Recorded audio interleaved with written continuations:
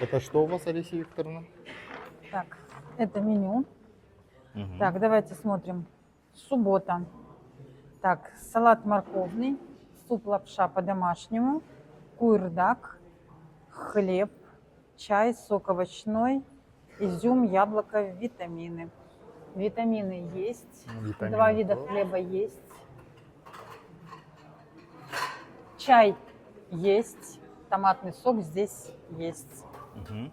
Давайте посмотрим. Вот ребята получают первое, второе, хлеб. Мгм. Сегодня, как мы говорили, лапша по-домашнему и куйрдак. Вот, пожалуйста, витамины ребята берут. Это в зимний период только дается. Так, сюда за яблоками. Вот, тут яблоки. Здесь вот чай. Это чайник чая на стол. А сейчас мы с вами взвесим. Контрольное взвешивание сделаем.